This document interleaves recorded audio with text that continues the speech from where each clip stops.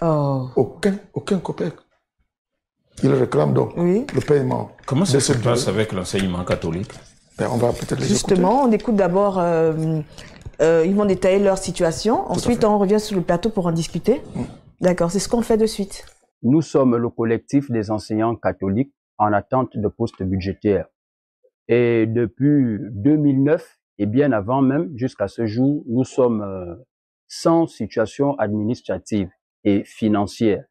J'ai envie de dire par là que nous travaillons et nous sommes affectés régulièrement et nous n'avons pas de salaire. Nous n'avons jamais touché un seul radis. Je vous parlais du cas de certains collègues qui ont déjà mis du temps au niveau de leur poste d'affectation. Vous allez me permettre de vous les présenter.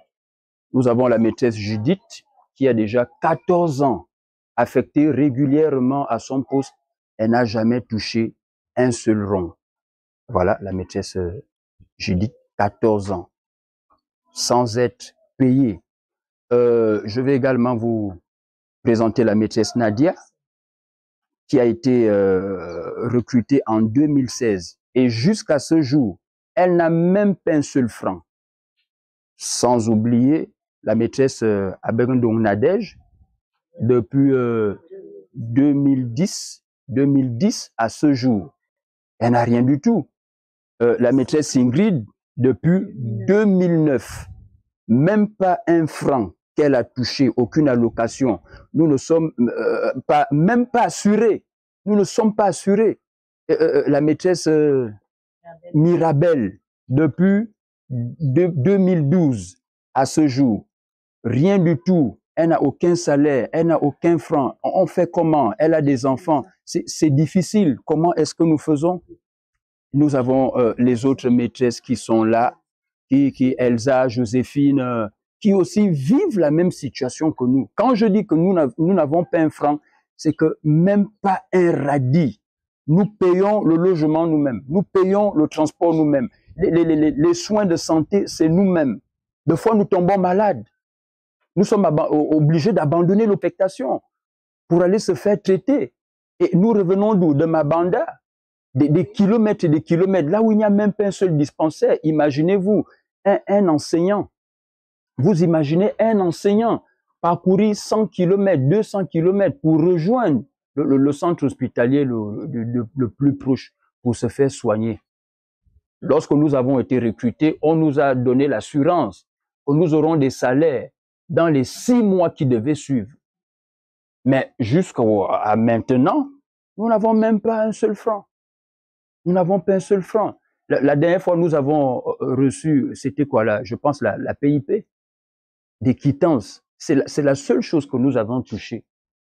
Et jusqu'à aujourd'hui, rien du tout.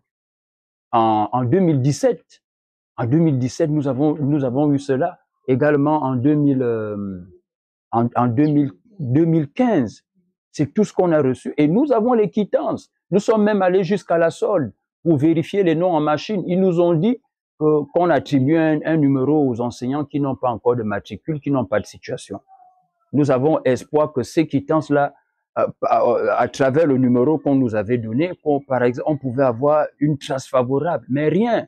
Nous sommes allés cogner aux portes de Madame la ministre, qui heureusement est encore là à ce jour.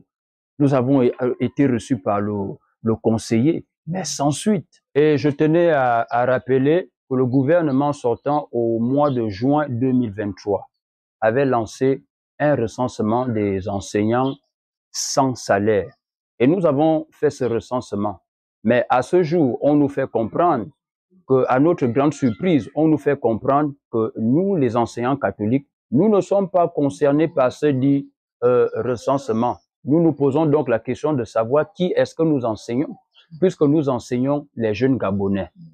Et je voulais, n'est-ce pas, également rappeler que ce dont nous parlons n'est pas négligeable. Nous sommes 650 enseignants catholiques dans cette situation, déployés dans le territoire national. Alors, beaucoup sont affectés et beaucoup sont affectés en milieu rural. Et là, au moment où nous enregistrons, nous devons rejoindre nos postes d'affectation. Mais comment on fait si on n'a pas de transport? Comment est-ce qu'on fait si on ne peut pas payer le loyer où nous partons? Parce que quand on y va, nous ne sommes pas forcément chez nous. Nous devons payer le loyer, nous devons déplacer nos familles. Tout ceci nécessite des moyens colossaux. Des enseignants, on va dire quoi, en rade, c'est vraiment... C'est presque le cas de le dire. Oui, oui. Dieudonné posait la question tout à l'heure.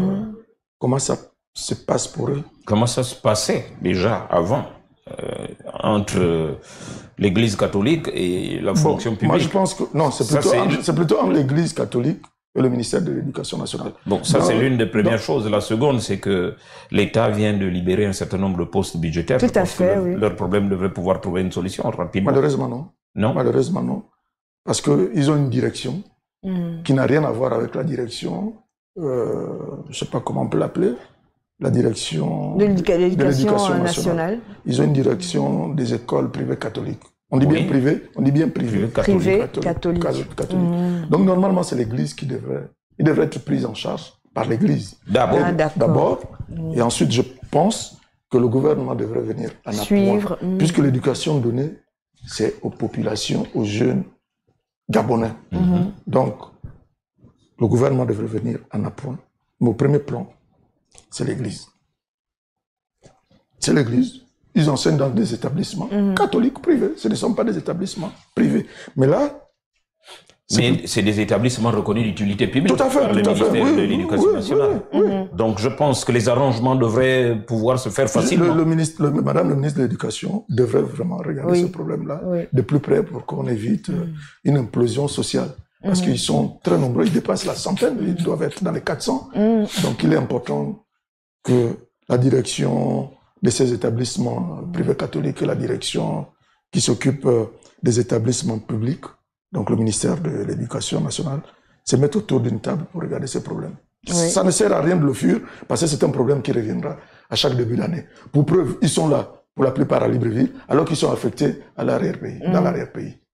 Ils ne peuvent pas rallier leur lieu d'affectation, faute de moyens de déplacement. Et sur place à l'intérieur du pays, ça crée un manque à gagner parce qu'il y a des enfants qui sont là qui n'ont pas de professeur. Pour l'une d'entre elles d'ailleurs, qui en off me disait, dans l'établissement, dans un village dans le Wellington, ils ne sont que deux, le directeur de l'établissement et elle. Elle a dû laisser son époux ici pour aller enseigner là-bas. Ils ne sont que deux. Et donc tout ça... Et donc, pour leurs besoins, pour leur alimentation, ce sont les populations qui se cotisent pour leur apporter quelque chose. Mais ça ne peut pas continuer comme ça. Non. Ça ne peut pas continuer comme ça. Le même problème se répercute même au niveau du secondaire. Quand vous regardez les établissements secondaires catholiques, regardez dans quel état ils sont. En semaine, la direction des actualités chez nous a d'ailleurs fait un reportage là-dessus. C'est dans un piteux état. Les élèves travaillent, apprennent dans des conditions difficiles. Déjà au public c'est difficile, mais chez eux c'est encore, c'est plus grave. N'en parlons plus. N'en parlons plus, voilà. Il faut que les deux parties s'asseyent. Pour solutionner cette situation vraiment cocasse ça peut pas continuer comme ça. Pour ces enseignants.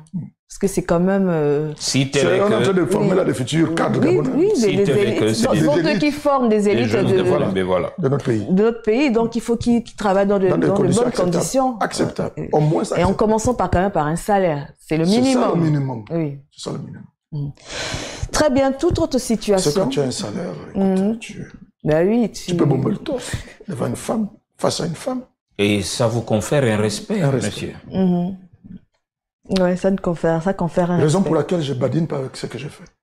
Très bien. Et qui badine avec ce qu'on fait? Non. Non, je t'embête. Non. Parce que souvent, oui, mais tu es toujours au travail, oui. Je suis ce que je suis grâce au travail. Si je ne travaillais pas, vous ne serez peut-être pas à mes côtés. J'ai envie de boire ci, j'ai envie de prendre un champagne, mais c'est parce que je travaille.